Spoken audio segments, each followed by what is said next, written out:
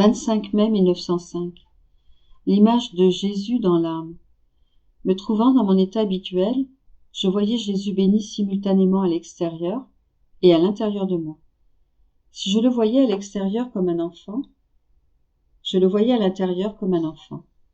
Si je le voyais à l'extérieur comme le crucifié, je le voyais à l'intérieur comme le crucifié. J'étais émerveillée de cela, et Jésus me dit, « Ma fille, quand mon image est formée à l'intérieur de l'âme, si je veux me montrer à l'extérieur pour qu'on me contemple, je m'y montre sous la même forme. Qu'y a-t-il de merveilleux en cela ?»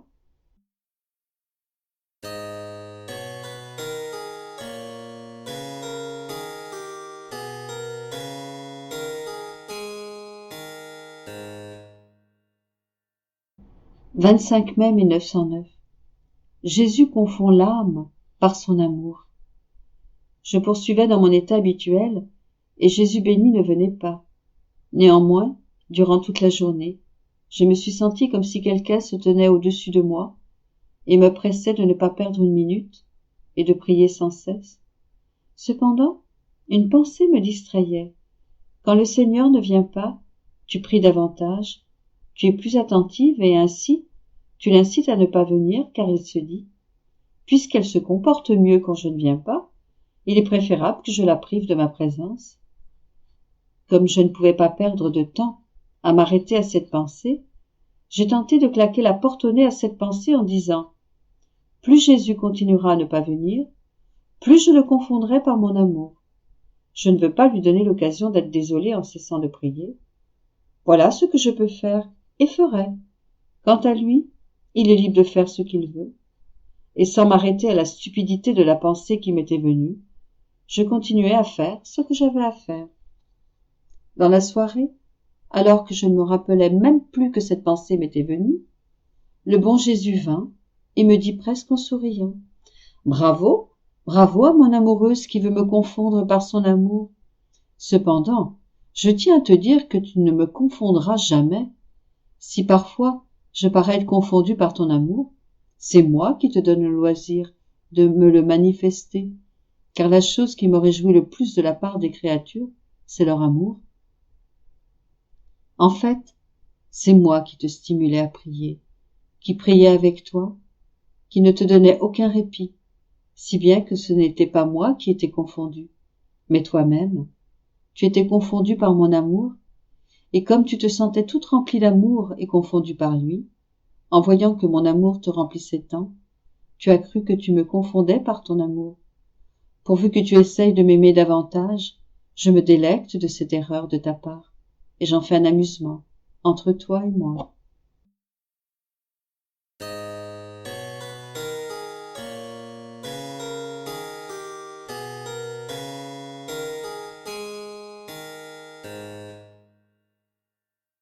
« 25 mai 1912. Dans la divine volonté, l'âme est malléable entre les mains de Jésus. Ce matin, me voyant très accablé, mon toujours aimable Jésus me fit boire à son cœur, puis il me dit, « Ma fille, si quelqu'un voulait percer un trou dans un objet dur ou changer sa forme, cet objet en serait brisé. Mais si l'objet est fait d'un matériel mou, on peut le percer ou lui donner la forme désirée sans le briser. Et si on veut le ramener à sa forme originale, il s'y prête sans problème. Il en va ainsi pour l'âme qui vit dans ma volonté. Je peux en faire ce que je veux. À un moment, je la blesse, à un autre, je l'embellis, à un autre, je l'agrandis ou la transforme. L'âme se prête à tout, ne s'oppose à rien. Je l'ai toujours entre mes mains et je me réjouis continuellement en elle.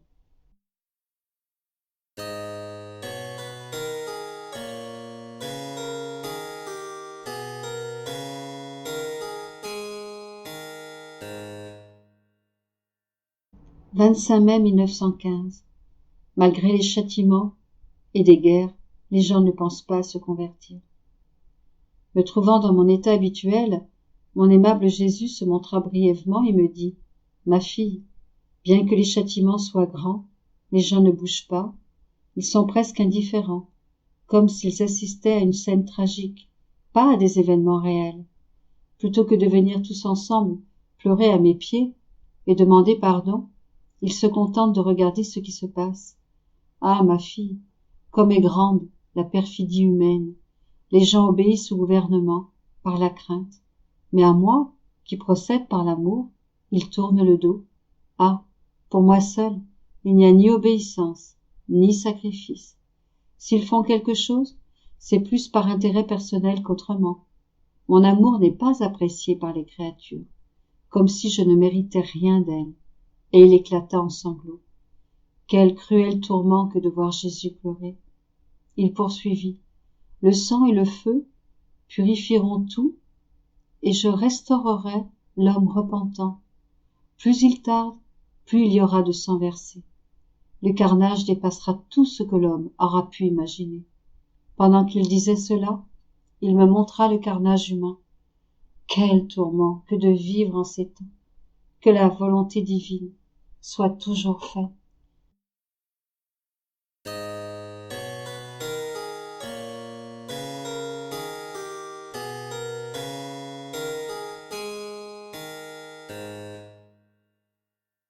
« 25 mai 1916. Le travail du céleste fermier dans l'âme. La correspondance à la grâce est nécessaire pour que l'âme produise des fruits de qualité. Poursuivant dans mon état habituel, j'étais profondément affligé, surtout parce que ces jours derniers, Jésus m'avait montré que des soldats étrangers envahissaient l'Italie, entraînant ainsi un grand massacre et beaucoup de sang versé chez nos soldats, à tel point que Jésus lui-même en était horrifié. Je sentais éclater mon pauvre cœur, et je dis à Jésus, « Sauve de cette mer de sang mes frères, tes images, et ne permets pas qu'un seul plonge en enfer. » Voyant que la divine justice s'apprêtait à augmenter encore sa furie contre les pauvres créatures, je me sentais mourir. Un peu comme pour me distraire de ces terrifiantes pensées, Jésus me dit, « Ma fille, mon amour pour les créatures est si grand que quand une âme décide de se donner à moi, je l'inonde de grâce, je la berce, je la caresse, je lui donne des grâces sensibles, de la ferveur, des inspirations, je la serre sur mon cœur. En se voyant ainsi inondée de grâce, l'âme commence à m'aimer, amorce dans son cœur un début de pratique pieuse et de prière, et commence à s'exercer à la vertu. Tout cela forme comme un champ de fleurs dans son âme. Mais mon amour ne se contente pas seulement des fleurs, il veut aussi des fruits. Aussi, il fait tomber les fleurs, c'est-à-dire qu'il dépouille l'âme de son amour sensible, de sa ferveur et de beaucoup d'autres choses, de manière à ce que des fruits apparaissent. Si l'âme est loyale, elle poursuit avec ses pieux exercices et la pratique des vertus. Elle n'a plus le goût des choses humaines, elle ne pense plus à elle, mais seulement à moi. Par sa confiance en moi, elle donne de la saveur aux fruits. Par sa loyauté, elle les laisse mûrir. Et par son courage, sa tolérance et sa tranquillité, ils mûrissent et deviennent des fruits de qualité. Et moi, le fermier céleste, je cueille ces fruits, et j'en fais ma nourriture. Ensuite, j'ouvre un autre champ, plus fleuri et plus beau, dans lequel des fruits héroïques pousseront, lesquels feront sortir de mon cœur des grâces inouïes. Cependant, si l'âme devient déloyale, méfiante, agitée, mondaine, etc., ces fruits seront insipides, amers, couverts de boue, et seront de nature à m'ennuyer et à m'amener à me retirer.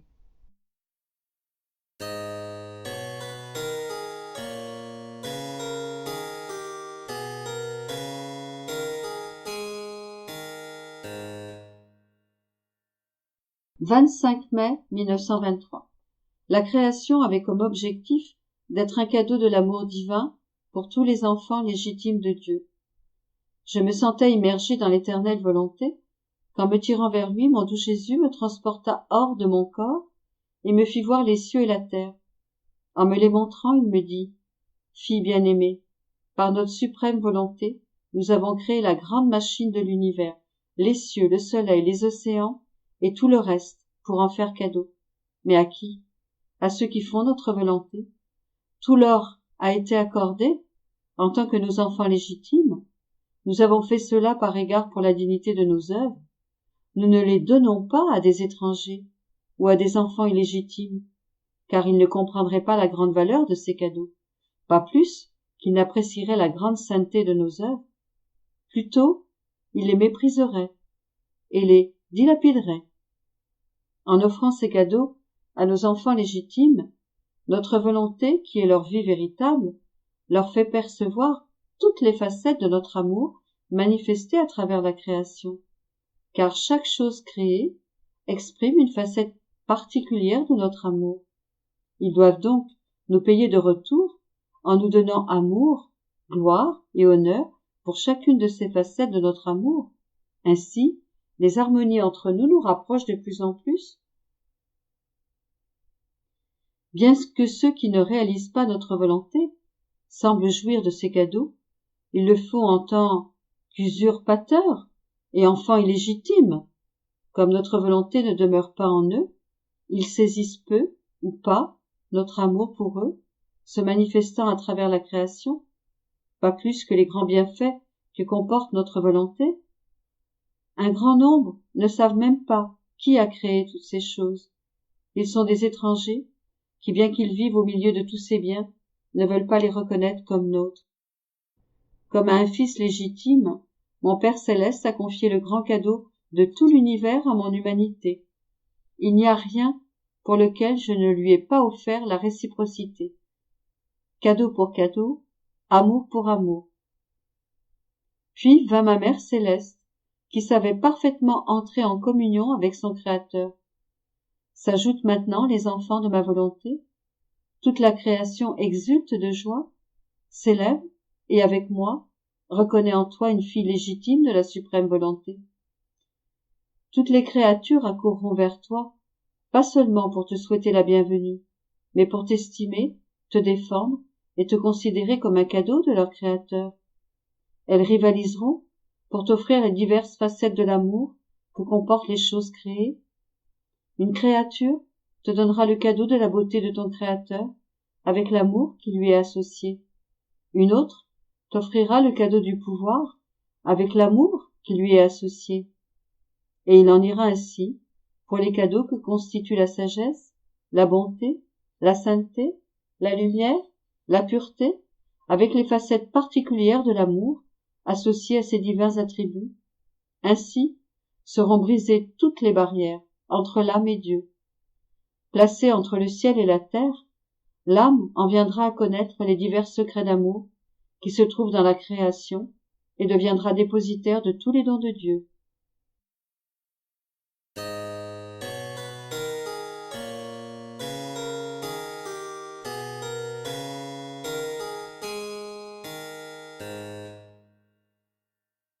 « 25 mai 1929 Puissance de celle qui vit dans le divin fiat, vertu des actes accomplis en lui.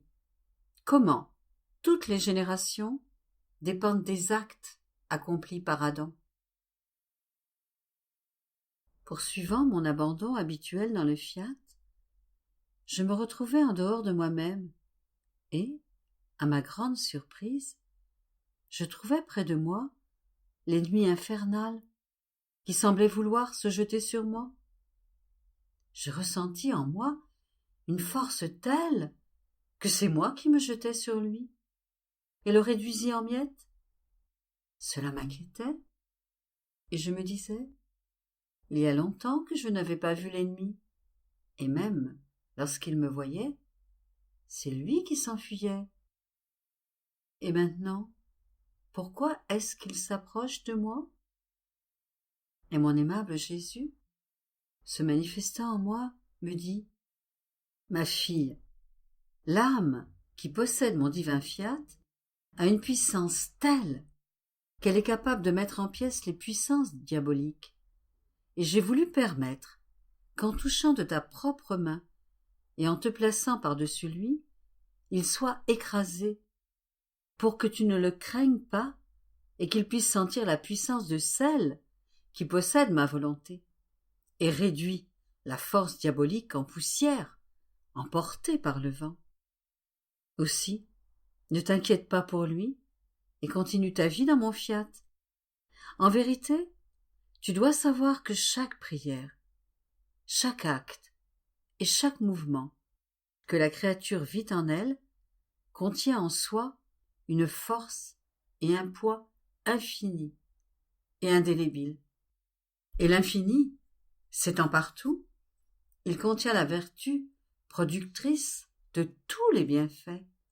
Il embrasse l'éternité, il contient Dieu lui-même. Par conséquent, un acte accompli dans ma volonté est un acte qui ne finit jamais, et dont le pouvoir est tel qu'il enferme le ciel et la terre. Et notre fiat, avec sa puissance infinie, enferme notre divinité dans l'acte de la créature, formant avec ses voiles de lumière le plus beau et le plus merveilleux palais royal de notre être divin. Jésus disparut, et je me sentais plongée dans l'abîme de lumière du fiat suprême. Après quoi, je continuais mes actes dans le divin fiat et, arrivant en Éden, je me disais, dans cet Éden, notre premier père Adam a accompli les premiers actes dans le divin fiat. La création tout entière a eu son commencement dans un acte de la divine volonté opérant dans toutes les choses créées. Et il en est ainsi pour le premier homme. La divine volonté étendait la plénitude de sa sainteté, puissance, beauté et lumière en chaque chose, se faisant actrice et spectatrice, enfermant toute chose en un acte unique de sa divine volonté. Combien la création était belle à son commencement. Une était la volonté qui opérait, et les différents actes n'étaient rien d'autre que les effets de cette volonté. Mais je pensais à cela lorsque mon Jésus, se manifestant en moi, me dit « Ma fille, toutes les générations dépendaient des premiers actes accomplis par Adam dans la plénitude de ma divine volonté, parce que, du fait d'être accomplis en elle, ces actes pleins de vie pouvaient être l'origine et la vie de tous les autres actes des créatures. Et même si les créatures ne vivent pas dans ma volonté, mais dans la leur, c'est cependant ma volonté qui leur donne la vie. Et alors qu'elle leur donne la vie, les créatures maintiennent ma volonté comme suffoquée et agonisante dans leurs actes. Par conséquent, tous les actes d'Adam, accomplis dans ma divine volonté, sont comme l'acte premier de tous les actes des créatures. Qui peut détruire un acte accompli dans ma divine volonté? Qui peut lui enlever la souveraineté, la beauté, la vie? Personne. Il n'est rien qui ne dépende du premier acte. Toutes les choses créées découlent du premier acte accompli par celui qui les a créées. Et si je veux et désire, avec tant d'amour, que ma volonté soit connue et règne parmi les créatures, la raison en est précisément celle-là, que ses droits, justes et saints, lui soient rendus, et que toute la création, tout comme elle eut son commencement dans notre volonté, puisse en son entier retourner dans notre divine volonté. «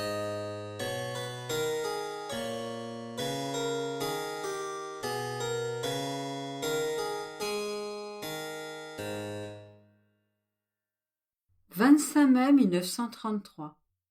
Comment la divine volonté est un miracle permanent.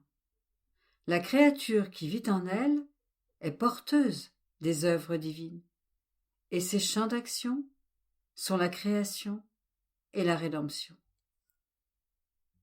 Je suis toujours avec le fiat suprême, son doux empire, son puissant attrait, ses baisers de lumière qu'il dispose dans mes actes pour s'y enfermer afin de former sa vie.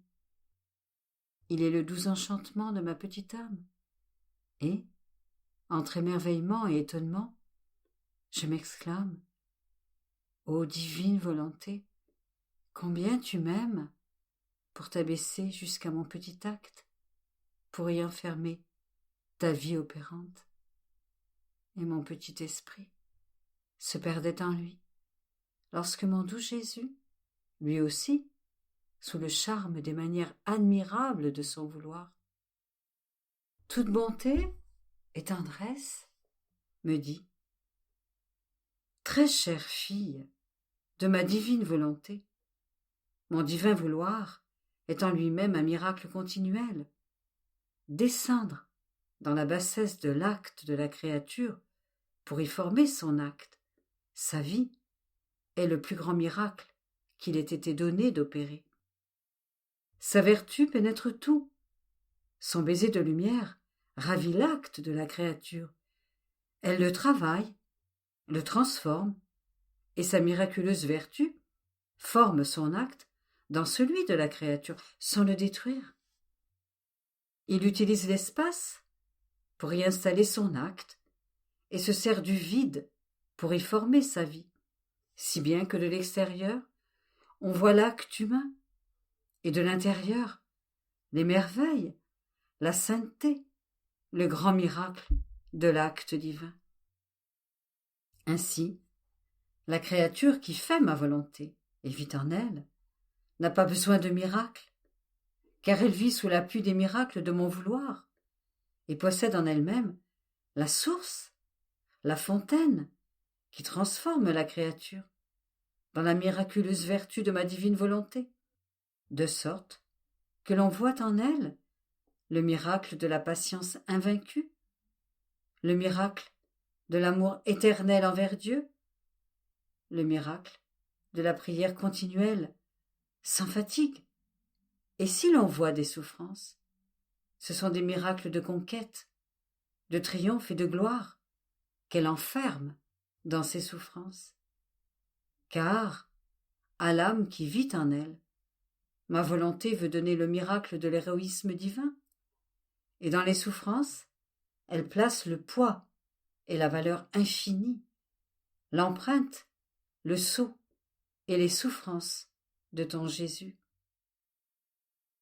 Tu dois savoir, ma fille, que notre amour envers celle qui vit dans la divine volonté est si grand que nous lui faisons don de tout ce que nous faisons dans la création et la rédemption, et elle fait sien tout ce qui est nôtre, et comme tout est à elle et à nous, comme une chose connaturelle dans ses actes, et qu'elle cherche la divine volonté. Elle se trouve tantôt dans le ciel, tantôt dans le soleil, dans la mer, etc. Elle sent en elle-même toute la sainteté de nos œuvres, qui sont aussi les siennes, et, identifiée avec elle, elle comprend ce que signifie conserver un ciel toujours étendu, un soleil qui donne toujours sa lumière, une mer qui toujours murmure, un vent qui par ses tourbillons apporte à tous les caresses de son Créateur. Elle se sent ciel, étoile, soleil, mer et vent, et, oh, comme elle nous aime! Et avec la force ravissante de son amour, qui est notre amour, elle vient déposer toutes choses devant notre trône divin. Et, ô combien nous sommes enchantés par ces notes et ces courants d'amour! Nous pouvons dire que si nous conservons cette créature sur la terre, c'est pour faire d'elle la porteuse de nos œuvres que nous avons répandues dans la création. Et il semble qu'elle les rassemble pour venir à nous et nous dire combien nous l'avons aimée et combien elle nous aime. Mais c'est plus beau encore lorsqu'elle passe dans le royaume de mes actes de la rédemption. Avec quel amour elle va d'un acte à l'autre, les embrasse, les adore et les remercie, les enferme dans son cœur et me dit dans son amour: Jésus, ta vie sur terre s'est terminée, mais tes œuvres, tes paroles et tes souffrances sont restées. Touche-moi maintenant pour continuer ta vie et que tout ce que tu as fait serve à ma vie. Sinon, je ne peux former de moi-même un autre Jésus. Si tu ne me donnes pas tout, je ne suis pas capable de former ni de continuer ta vie sur la terre. Et, tout amour, tu lui réponds, ma fille, tout t'appartient. Prends de moi ce que tu veux. D'ailleurs, plus tu prendras, plus je serai heureux et plus je t'aimerai. Mais la plus belle chose de cette heureuse créature, c'est qu'en voulant tout et en prenant tout, elle s'aperçoit qu'elle ne peut pas contenir tout ce qu'elle a reçu et qu'elle vient à son Jésus, me donne tout, se répand en moi avec sa petitesse, son petit vouloir, et, ô combien j'en suis heureux, je peux dire que ce sont de continuels échanges de vie que nous faisons, moi en elle et elle en moi. La force de l'union de celle qui vit dans notre volonté est telle, entre nous, que pas plus qu'elle, nous ne pouvons la séparer de nos œuvres. Si cela se pouvait, ce serait comme si l'on séparait en deux la lumière du soleil, et il est impossible de diviser l'unité de la lumière. Et si l'on voulait essayer de diviser la lumière, elle en serait humiliée, et avec la force de son unité, elle s'en moquerait. Ou encore, ce serait vouloir fendre le ciel en deux, séparer la force du vent, l'unité de l'air, toutes choses impossibles, parce que leur vie, la force qu'ils possèdent, est dans leur unité. C'est dans ces conditions que l'on trouve la créature qui vit dans notre volonté, avec sa force, son mérite, sa beauté, sa sainteté dans la force unique et unie avec son Créateur. Par conséquent, sois attentive et que ta vie soit en nous, avec nous et avec nos œuvres.